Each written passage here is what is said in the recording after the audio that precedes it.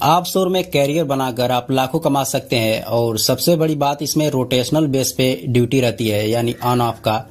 अगर आप on duty पे हैं तब तो आपको सैलरी बनेगी और ऑफ ड्यूटी में भी यानी छुट्टी में भी सैलरी मिलती है, यानी पेड लीव का व्यवस्था इसमें रहता है।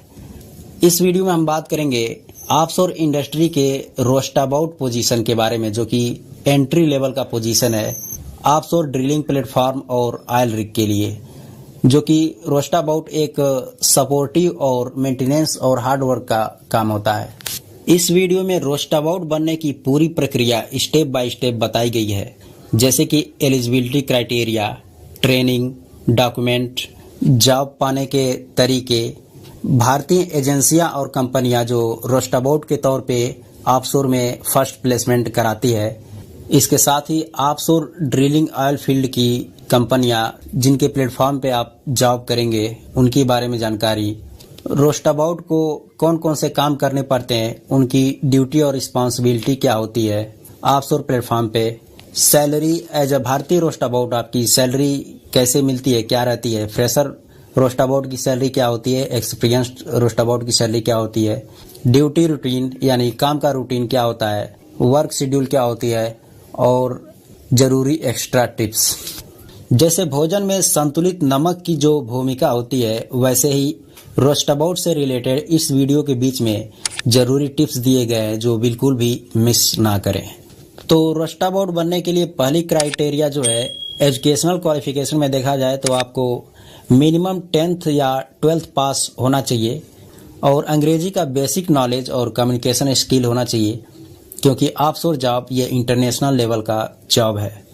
इसके लिए कुछ जरूरी ट्रेनिंग कोर्स भी करने पड़ते हैं, जैसे पहला है BOSIET यानी basic offshore safety induction and emergency training. यह ऑफशोर में जाने के लिए एक अनिवार्य ट्रेनिंग कोर्स है। इसमें fire fighting, sea survival, helicopter escape, first aid इत्यादि जानकारियां दी जाती है। दूसरा कोर्स है HUET यानी helicopter under water escape training. इसमें हेलीकॉप्टर से प्लेटफॉर्म तक ट्रेवल के दौरान इमरजेंसी में कैसे बाहर निकलें, ये सब सिखाया जाता है। तीसरा कोर्स है H2S अवेयरनेस यानी हाइड्रोजन सल्फाइड गैस से बचाव करने की जानकारी इसमें दी जाती है। और नेक्स्ट जो कोर्स है STCW, अगर आप सीप बेस्ड किसी ऑफशोर प्लेटफॉर्म पे जाएं तो इसके लिए जरूरी होता है। तो STCW में जो कोर्स होते हैं वो होता है पर्सनल सर्वाइवल टेक्निक यानी PST, fire fighting, first aid यानी EFA, personal safety and social responsibility यानी PSSR और STS-DSD। ये कोर्स STCW में शामिल होते हैं। और कुछ डॉक्यूमेंट, जरूरी डॉक्यूमेंट आपके पास होना चाहिए, जैसे कि पासपोर्ट और इंडोस नंबर। अगर आप इंडियन सीफेरर हैं तो इंडोस नंबर जरूरी है, जो कि STCW कोर्स करने के बाद मिल जाता है। उसके बाद CDC, ये अनिवार्य नहीं है लेकिन अगर हो तो ज़्यादा बेहतर रहता है। उसके बाद है मेडिकल फिटनेस का सर्टिफिकेट, जो कि DG अप्रूव्ड डॉक्टर द्वारा मिला हो। और नेक्स्ट है पुलिस क्लियरेंस सर्टिफिकेट यानी PCC। ये सब डॉक्यूमेंट और कोर्स सर्टिफिकेट आपके पास होने चाहिए अगर आप रोस्टाबाउट के तौर पे ऑफशोर इंडस्ट्री में जाना चाहते हैं। तो अब जॉब पाने के तरीके पे बात करें तो ट्रेनिंग पूरी करने के बाद आपको एक अच्छा सा CV तैयार करना पड़ेगा और जॉब पोर्टल पे, जो कि डायरेक्ट कंपनी होती है, उनके वेबसाइट पे जाके आप जॉब पोर्टल जो होता है उस पे अपना CV अपडेट कर सकते हैं, या फिर सीधे जो रिक्रूटमेंट एजेंसियां होती हैं या फिर कुछ जेन्युइन एजेंट होते हैं उनसे संपर्क करें। ऑफशोर के लिए भी जितने भी प्लेसमेंट एजेंसी होती है उन सब में अप्लाई करके रखें। रोस्टाबाउट के लिए प्लेसमेंट देने वाली जो भारतीय कंपनियां और एजेंसियां हैं उनके लिस्ट डिस्क्रिप्शन बॉक्स में, इस वीडियो के नीचे डिस्क्रिप्शन बॉक्स में मिल जाएगा, क्योंकि उनका लिस्ट एक एक करके बताएं तो वीडियो ज़्यादा लंबा हो जाएगा। उन सभी रिक्रूटमेंट एजेंसियों का लिस्ट जो है डिस्क्रिप्शन बॉक्स में मिल जाएगा। अब रोस्टाबाउट को हायर करने वाली बेस्ट ऑफशोर और ड्रिलिंग ऑयल फील्ड की जो कंपनियां हैं वो है ONGC, ये भारतीय कंपनी है। उसके बाद है Transocean, self drilling, Seadrill, Noble corporation, Halliburton, Schlumberger, Weatherford, Baker Hughes और पेट्रोफैक। ये सब कंपनियां जो है रोस्टाबाउट को अपने प्लेटफॉर्म पे लेती है। इन कंपनियों में डायरेक्ट अप्लाई करने के लिए इनके वेबसाइट के कैरियर सेक्शन को रेगुलर चेक करते रहें और जो सीवी अपलोड का ऑप्शन रहता है उसमें अपना सीवी भी अपलोड कर दें, अप्लाई करके रखें। अब रोस्टाबॉट के तौर पे ऑफशोर प्लेटफॉर्म पे चले जाने के बाद आपका जो ड्यूटी और रिस्पॉन्सिबिलिटी होता है, जो क्या क्या काम रहता है उसके बारे में बताएं। तो day to day everyday general maintenance और हार्ड वर्क से रिलेटेड काम होता है, जैसे पाइप, वाल्व और भी जरूरी इक्विपमेंट और उपकरण की सफाई और मरम्मत करना, प्लेटफॉर्म का पेंटिंग और सफाई करना यानी चिपिंग और पेंटिंग, लोडिंग और डिस्चार्जिंग में असिस्ट करना, हैवी इक्विपमेंट को क्रेन से लोड और अनलोड करना, हेलीपैड या सप्लाई बोट से माल की हैंडलिंग करना, डेक एरिया की सफाई करना, वर्कर्स भरना, उपकरण इकट्ठा करना। इसके अलावा रोस्टाबॉट को ड्रिलिंग क्रू जो होते हैं उनके साथ हाथ बटाना होता है।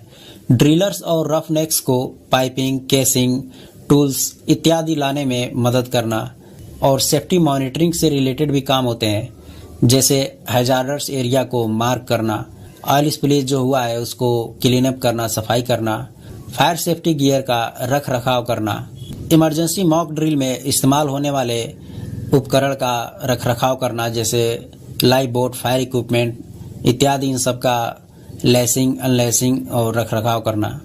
ये जो काम होते हैं ये फिजिकल स्ट्रेंथ और लंबे समय तक खड़े रहकर काम करने की क्षमता जिसमें होती है उसके लिए बेहतर है ये रोस्टाबॉट की जॉब। अब भारतीय रोस्टाबॉट की सैलरी की बात करें तो फ्रेशर रोस्टाबॉट की सैलरी 50,000 से लेकर 90,000 पर मंथ मिलता है, यानी $650 से लेकर $1,200 पर मंथ। और ये सैलरी डिपेंड करता है आप कौन से कंपनी में है और जहाँ पे आप जॉब कर रहे हैं, जो ऑफशोर का प्लेटफॉर्म है वो किस कंट्री में है। इन सब बातों पे ये फ्रेशर की सैलरी डिपेंड करती है। और एक्सपीरियंस्ड रोस्टाबॉट की सैलरी जो कम से कम 2 साल का एक्सपीरियंस रखते हैं उनकी सैलरी होती है $1,20,000 से लेकर $1,08,000 पर मंथ, यानी $1,500 से लेकर $2,200 पर मंथ। अगर आपका पोस्टिंग मिडिल ईस्ट, अफ्रीका या नॉर्थ सी में हो तो आपकी सैलरी और भी ज़्यादा बढ़ जाती है। और ये सैलरी रोटेशनल सिस्टम के अनुसार मिलती है, यानी जितने दिन काम करेंगे उसका सैलरी अलग और जितने दिन छुट्टी पे रहेंगे उसका सैलरी अलग मिलेगा।